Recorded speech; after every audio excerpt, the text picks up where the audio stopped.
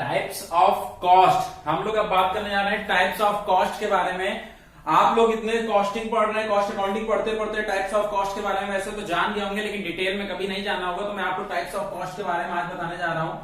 Variable cost, fix cost, semi variable cost, step cost. Total 4 types of cost को मैंने बांटा है, variable cost में, फिक्स कॉस्ट में, semi variable cost and step cost में। मैं वन बाय वन करके आपको सबके बारे में बताऊंगा। पहले वेरिएबल कॉस्ट, पहले मैं फिक्स कॉस्ट, वेरिएबल कॉस्ट के बारे में बताऊंगा, फिर मैं उधर सेमी वेरिएबल और मैंने स्टेप कॉस्ट मैंने लिखा है। पहले इतना समझिए, फिर मैं उधर इतना समझ में आ जाए स्क्रीनशॉट ले लीजिए, फिर उधर देखिएगा। अभी ये बीच में मैंने बोर्ड को 2 भागों में बांटा है, तो पहले इतना समझिएगा, फिर उसके बाद इधर का हिस्सा देखिएगा।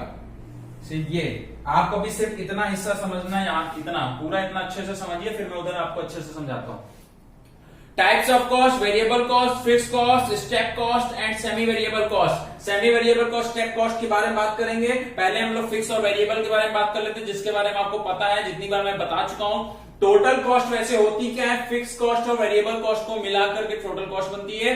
फिक्स कॉस्ट का मतलब होता है constant all stages of production. Fix cost वो कॉस्ट होती है जितना आप प्रोडक्शन घटाइए या बढ़ाइए वो कांस्टेंट रहता है, constant all stages of production. But variable cost क्या होती है, वेरी करती है इंक्रीज करने और डिक्रीज करने के प्रोडक्शन से। मतलब अकॉर्डिंग टू प्रोडक्शन राइज और डिक्रीज, राइज और डिक्रीज, मतलब अगर प्रोडक्शन बढ़ेगा तो भी वेरी करेगा, और अगर घटेगा तो भी वेरी करेगा। तो वेरिएबल कॉस्ट वेरी करती है for the according to the production increase और डिक्रीज। बट फिक्स कॉस्ट क्या होती है, कांस्टेंट होती है इन ऑल स्टेजेस। आगे मैंने डिटेल में बताया है। फिक्स कॉस्ट क्या होता है, fix cost of any product inversely related to production. Inversely related मतलब क्या होता है, मैं अभी आपको एग्जांपल के थ्रू बताऊंगा। इनवर्सली रिलेशन में ऐसे ही रफली बता देता हूं। इनवर्सली रिलेशन का मतलब होता है कि आप अगर कम यूनिट बना रहे हैं तो आपकी कॉस्ट ज्यादा ऊपर बर्डन पड़ेगा, लेकिन जैसे जैसे आप अपनी कॉस्ट बढ़ाते जाएंगे आप पर पड़ने वाला प्रोडक्ट जो बर्डन था वो कम होता जाएगा फिक्स कॉस्ट का। मतलब आप अगर 1000 यूनिट बना रहे हैं तो आपके ऊपर बर्डन ज्यादा होगा फिक्स कॉस्ट का, लेकिन जब फिक्स कॉस्ट वही कांस्टेंट आप प्रोडक्शन बढ़ाते चले जा रहे हैं तो आप पर पड़ने वाला पर यूनिट बर्डन घटता चला जाएगा। डिटेल में एग्जांपल के थ्रू मैं बताऊंगा। पहले आप भी समझ लीजिए। Fix cost of any product inversely related to production that और constant whatever the amount of goods produce. मतलब इनवर्सली रिलेटेड होता है हमारा फिक्स कॉस्ट प्रोडक्शन के अकॉर्डिंगली, लेकिन कांस्टेंट रहता है चाहे जितना प्रोडक्शन करिए। ये फिक्स कॉस्ट में मैंने लिखा। वेरिएबल कॉस्ट में क्या लिखा है, very in direct proportion. Direct proportion में वेरी करने का मतलब क्या हुआ, जैसे जैसे आप प्रोडक्शन बढ़ाते जाएंगे वैसे वैसे आपकी कॉस्ट बढ़ती चली जाएगी, जैसे जैसे आप प्रोडक्शन घटाते चले जाएंगे वैसे वैसे आपकी कॉस्ट घटती चली जाएगी। तो डायरेक्टली प्रोपोर्शन, प्रोडक्शन बढ़ा रहे हैं तो हमारी कॉस्ट भी बढ़ रही है, प्रोडक्शन घटा रहे हैं तो हमारी कॉस्ट भी घट रही है, डायरेक्टली प्रोपोर्शन हो गया। लेकिन यूनिवर्सली में क्या था, फिक्स कॉस्ट में क्या था, कॉस्ट कम वो प्रोडक्शन कम कॉस्ट ज्यादा, प्रोडक्शन ज्यादा कॉस्ट कम। इनवर्सली रिलेशन अपोजिट होता है। ठीक है, ठीक बता दिया मैंने। Vary to direct proportion of the to production, it vary according to work done. मैंने और 2 भागों में आगे वेरिएबल कॉस्ट को बताया है। Variable cost means a part of prime cost. मतलब वेरिएबल कॉस्ट का मतलब क्या होता है, एक part of prime cost. Prime cost क्या होता है, direct material, direct labour and overhead को जोड़ करके हमारी क्या बनती थी, प्राइम कॉस्ट बनती थी। तो डायरेक्ट मटेरियल, डायरेक्ट लेबर जो होती है उसको जो होती है वही उसी को जोड़ करके या फिर कह सकते हैं कि प्राइम कॉस्ट ही हमारी क्या होती है, वेरिएबल कॉस्ट होती है। Change production cost according to fix percentage. Variable cost में जो चेंजेस आता है वो फिक्स परसेंटेज से होता है। परसेंटेज फिक्स रहता है, जो भी परसेंटेज होगा, जैसे 10% है वेरिएबल कॉस्ट तो आप 10,000 यूनिट बनाओगे तो 10% के हिसाब से, अगर 50,000 यूनिट बनाओगे तो तब भी 10% के हिसाब से। तो मतलब वेरी करेगा लेकिन फिक्स परसेंटेज से। एग्जाम्पल से मैं आपको समझाने की कोशिश करता हूं। मैंने प्रोडक्शन यूनिट लिखा है, फिक्स कॉस्ट लिखा है, पर यूनिट लिखा है, वैसे वेरिएबल कॉस्ट का भी पर यूनिट मैंने बगल में निकाला है।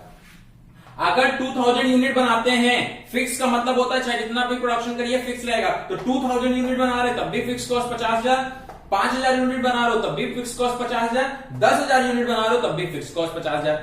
2000 यूनिट 50,000, 5000 यूनिट 50,000, 10,000 यूनिट 50,000। आपने यहां क्या ध्यान दिया कि आपका प्रोडक्शन तो इंक्रीज कर रहा है 2000 से 5000, 5000 से 10,000, या फिर ऐसे सब कर सकते हो कि 10,000 से 5,000, 5,000 से 10,000। चाहे आप देख लीजिए, ऊपर से नीचे देखिए या नीचे से ऊपर देखिए। ठीक है, असेंडिंग ऑर्डर में या डिसेंडिंग ऑर्डर में देखिए, आप दोनों ही केसेस में देख रहे हैं कि आपकी फिक्स कॉस्ट क्या है, 50,000 है।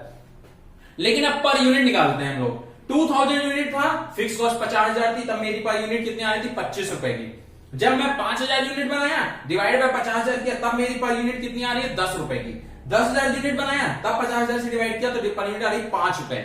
ध्यान दिया हमने कि जब हम प्रोडक्शन कम कर रहे थे तो पर यूनिट ज्यादा थी, जैसे जैसे हम प्रोडक्शन बढ़ाते गए हमारी पर यूनिट कम होती गई। इसी को बोलते हैं इनवर्सली रिलेटेड। मतलब प्रोडक्शन कम करोगे तो आपके ऊपर पड़ने वाला बर्डन ज्यादा होगा, प्रोडक्शन ज्यादा करोगे तो आपके ऊपर पड़ने वाला बर्डन क्या हो जाएगा? थोड़ा कम हो जाएगा। तो इसी को ही बोलते हैं इनवर्सली रिलेटेड। ओके, अब वेरिएबल में देखते हैं। 2000 यूनिट बना रहे थे, हमारी वेरिएबल कॉस्ट कितनी आ रही थी? 4000 रुपए। 5000 यूनिट पे 10,000 रुपए, 10,000 यूनिट पे 20,000 रुपए। वेरी कर रही है, कम प्रोडक्शन कम खर्चा। 2000 पे 4000, 5000 पे 10,000। जैसे प्रोडक्शन बढ़ा उसी के अकॉर्डिंगली हमारा वेरिएबल कॉस्ट बढ़ा। 10,000 यूनिट पे 20,000। आपने पर यूनिट निकाला, 2000 डिवाइड बाय 4000 2 रुपए, 5000 डिवाइड बाय 10,000 2 रुपए, 10,000 डिवाइड बाय 20,000 2 रुपए। आपने यहां क्या ध्यान दिया कि आपकी वेरिएबल कॉस्ट कांस्टेंट है, मतलब फिक्स परसेंटेज पे वेरी कर रहा है, लेकिन फिक्स परसेंटेज पे, जो मैंने अभी आपको बताया था। मतलब वेरिएबल कॉस्ट वेरी करता है लेकिन फिक्स परसेंटेज पे। आप कम यूनिट बनाओगे कम खर्चा आएगा, ज्यादा यूनिट बनाओगे ज्यादा खर्चा आएगा, और ज्यादा यूनिट बनाओगे और ज्यादा खर्चा आएगा। तो ये होता है फिक्स कॉस्ट और वेरिएबल कॉस्ट। देख लीजिए, समझ लीजिए, फिर मैं आपको आगे सेमी वेरिएबल और स्टेप कॉस्ट बताता हूं। इतना बस देख लीजिएगा, स्क्रीनशॉट लेके जो चीज ना दिखाई दे स्क्रीनशॉट लेके जूम करके देखिएगा, आपको दिखाई देगा। धन्यवाद। फिर मैं आपको आगे दिखाता हूं।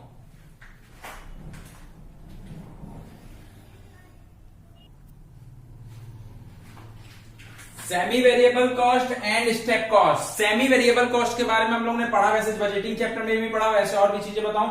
सेमी वेरिएबल का मतलब होता है कि सेमी वेरिएबल मतलब कुछ पार्ट फिक्स कुछ पार्ट कांस्टेंट, मतलब एक पर्टिकुलर लेवल तक फिक्स, उसके बाद वेरिएबल वेरी हो जाएगा। सेमी वेरिएबल मतलब फिक्स प्लस वेरिएबल को जोड़कर फिक्स भी पोर्शन होता है, कुछ पार्ट फिक्स होता है और कुछ पार्ट क्या होता है? वेरिएबल होता है। डिटेल में पढ़ते हैं। The concept of semi variable cost is often used to project financial performance of various scale of production.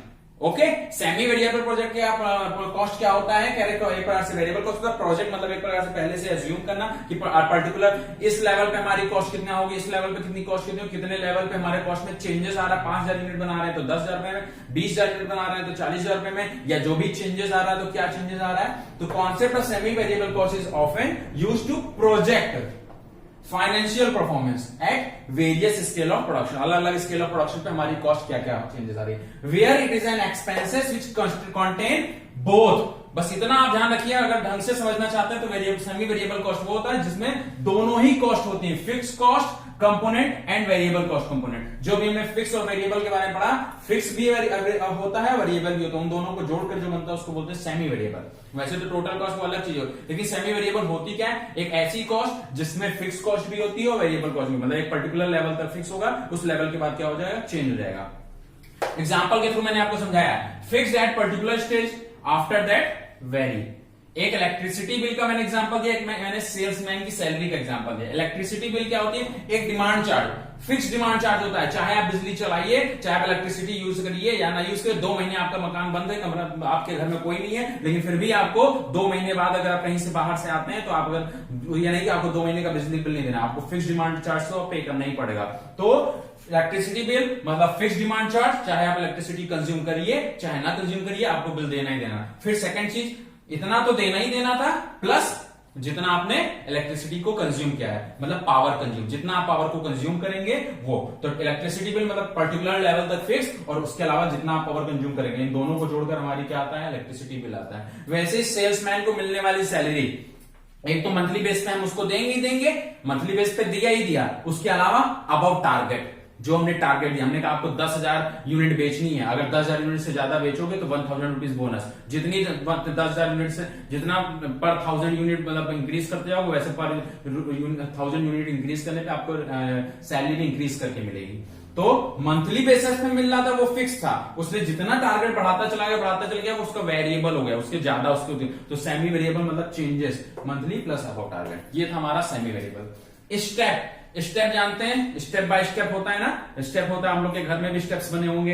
एक फिर सेकंड, फिर थर्ड, फिर फोर्थ, फिर सिक्स, मतलब एक पर्टिकुलर लेवल तक फिक्स रहेगा, उस पर्टिकुलर लेवल के बाद फिर चेंज होगा, फिर पर्टिकुलर लेवल पे चेंज होगा, फिर पर्टिकुलर लेवल पे चेंज होगा। मतलब एक पर्टिकुलर बाउंड्री होती है, उस बाउंड्री के अंदर आप प्रोडक्शन करेंगे तो ये कॉस्ट, उस बाउंड्री से थोड़ा बाहर जाएंगे तो और कॉस्ट, उससे बाहर जाएंगे तो और कॉस्ट। स्टेप कॉस्ट ये होती है। Step cost are expenses that are constant for a given level of activity. Particular level, particular activity तक तो फिक्स रहेगा, बट इंक्रीज और decrease once a product outside of boundary. मतलब आउटसाइड ऑफ बाउंड्री, बाउंड्री से ज्यादा अगर production करोगे, जितना आपका लेवल था उससे ज्यादा अगर प्रोडक्शन करोगे तो आपका कॉस्ट क्या होगा, इंक्रीज कर जाएगा। स्टेप कॉस्ट बोलते हैं। एग्जांपल के थ्रू मैंने बताया है 10,000 यूनिट तक आपकी फिक्स है कॉस्ट 50,000, लेकिन 10,000 यूनिट से आप 1 रुपए तो 1 यूनिट या जो जितनी भी यूनिट पाओगे, अगर 10,000 यूनिट तक 50,000 रुपए कॉस्ट पड़ेगी, 10,000 से लेकर 20,000 यूनिट, अगर 20,000 यूनिट तक के अंदर काम करते हो तो आपकी कॉस्ट हो जाएगी 60,000 रुपए।